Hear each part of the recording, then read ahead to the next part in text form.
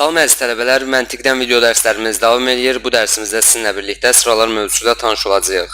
Sıralar mövzusu dedikdə, misal üçün birinci testimizə baxa bilərik. Hərflərin sırası verilir və boşluqda olan hərfləri taparaq, yan-yanaşı düzərək doğru cavabı tapmış oluruq. Elə birinci testimizin izahı ilə başlayaq.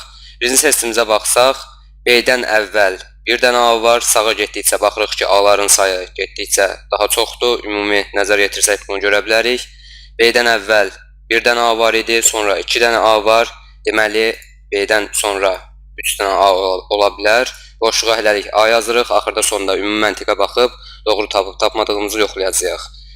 B-dən əvvəl bir dənə A, 2 dənə A. İndi bu B-dən əvvəl 3 dənə A. Bu B-dən əvvəl 4 dənə A ola bilər. Yenə A yazırıq.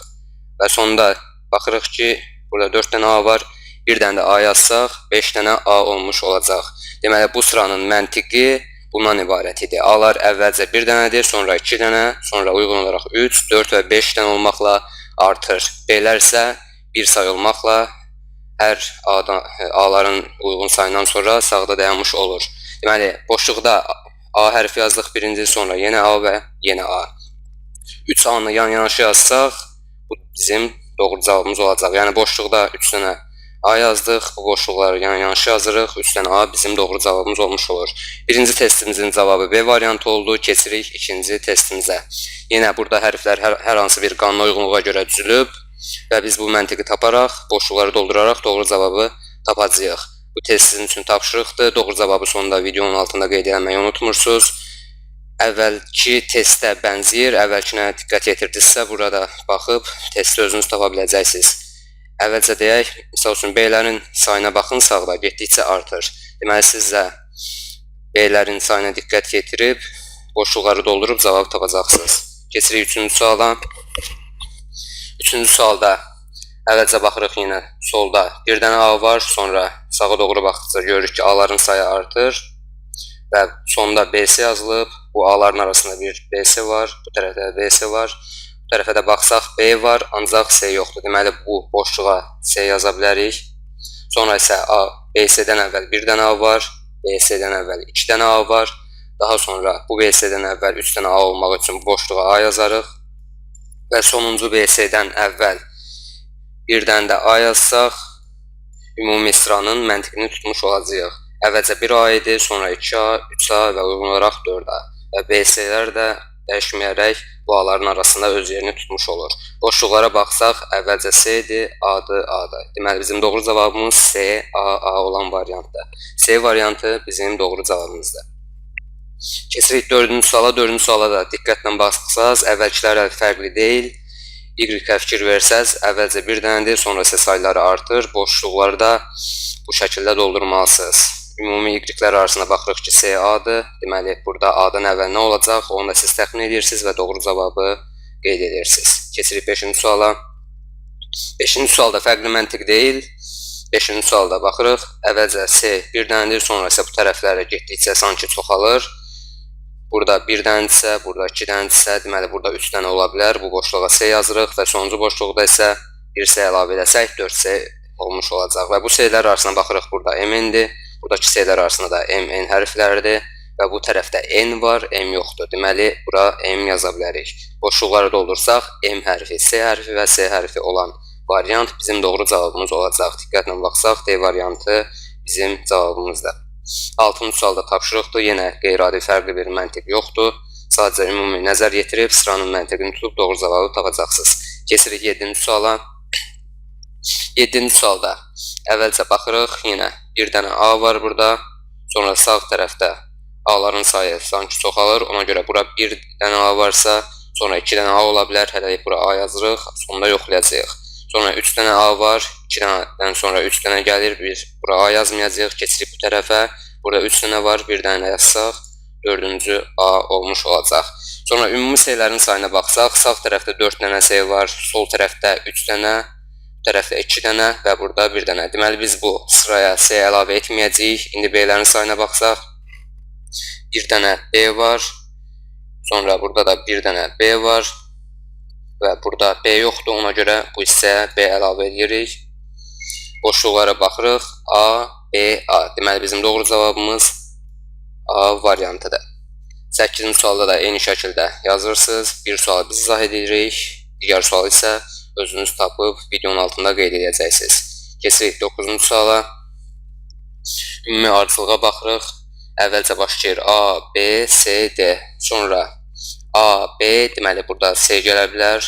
Amma sonra görürük ki, bir dənə də C var. Sonra D-lərin sayına baxsaq, görərik ki, 2 dənə D var. Və ümumi sıranın ardıcılığına baxsaq, sağ tərəfdə sanki C-lər, D-lər çoxalır. Deməli, A, B burada əvvəlcə bir dənə idi, C-də də bir dənə idi. C ilə D-nin sayı artdı, ancaq A və B-nin sayı artmadı. Deməli, sağ tərəfdə yenə A ilə B sayı artmayacaq, ancaq C-lər və D-lər 2 dənə idisə, sağ tərəfdə artıq 3 dənə olacaq. Burada boşluğa C yazarıq ki, 3C olsun və 3D burada verilib. Sonra yenə A, B gəlir, 4 dənə C var və 4 dənə D olmaq üçün bu boşluğa da D hərfi yaza bilərik. Ümumi boşluqlara baxsaq, bu boşluqda C əlavə elədik, bura C və bura D. Deməli, bizim doğru cavabımız C, C, D olan variantdır. 9-cu sualın cavabını da tapmış oluruq ki, 9-cu sualımızın cavabı D variantıdır. Keçirik 10-cu suala. 10-cu sualda bir əvvəlkindən fərqli məntiq ola bilər.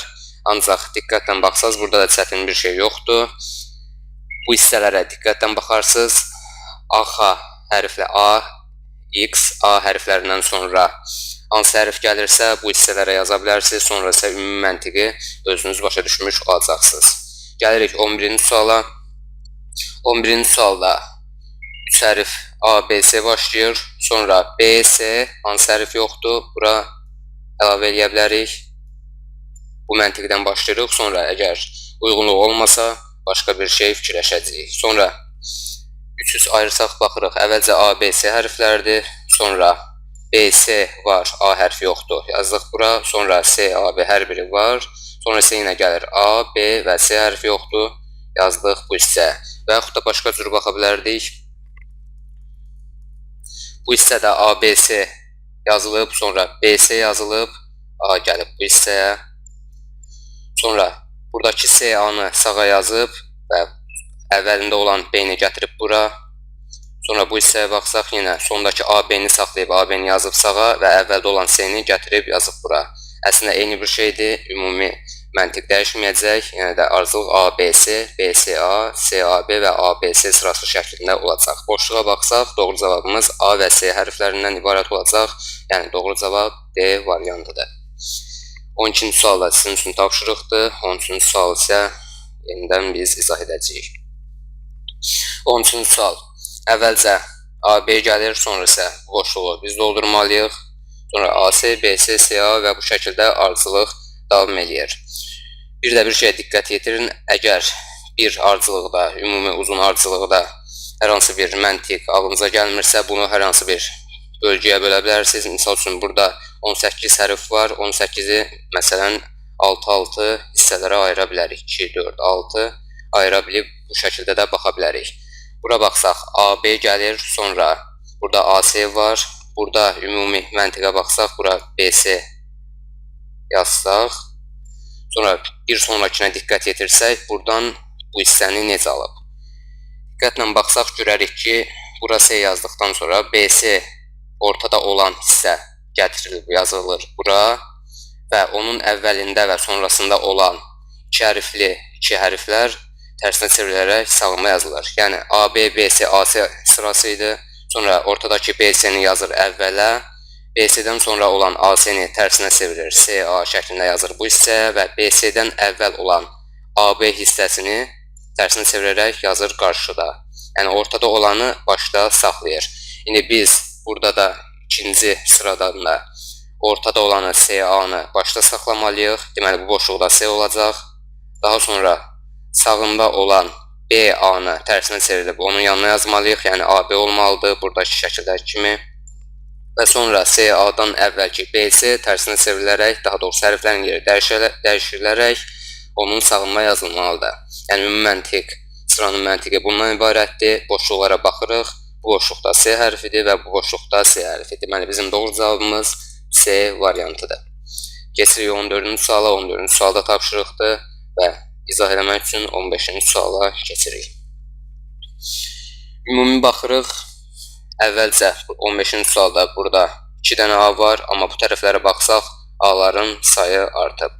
Deməli, burada 2A varsa, burada 3A olmalıdır.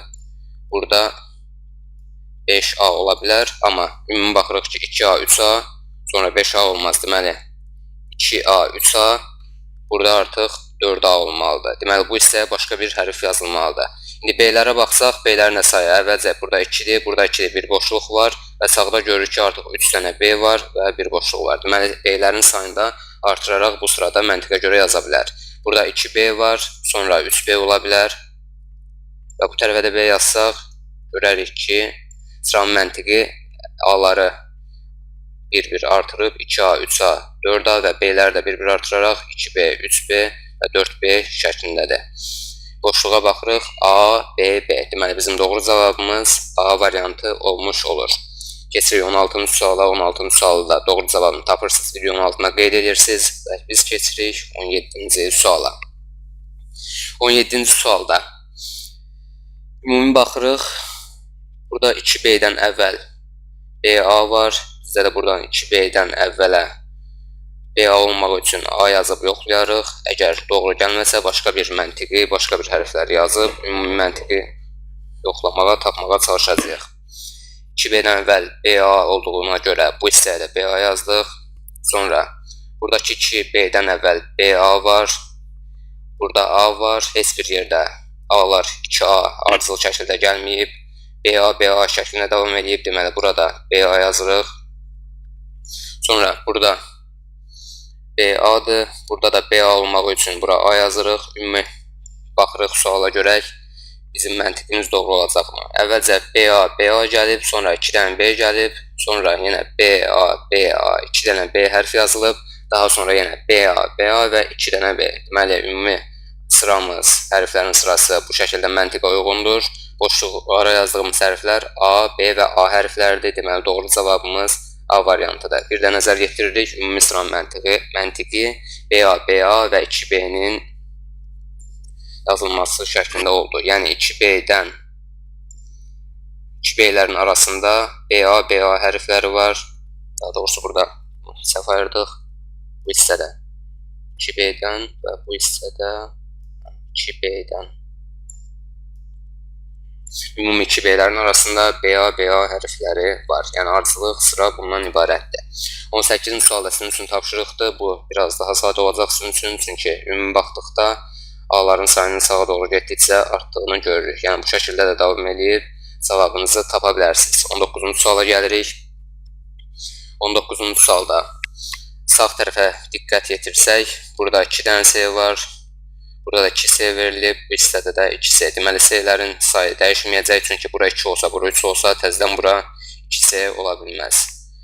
Sonra, burada 2 dənə B var, burada 2 dənə B var, burada da 2B olmaq üçün bura biz bir dənə B əlavə edərik və sağdan yenə baxsaq, burada 1A var, sonra 2A var, deməli, sonra 3A ola bilər. Bu boşluğa da A yazırıq. Ümumi sıranın məntiqini yəqin ki, artıq hər birimiz başa düşdük.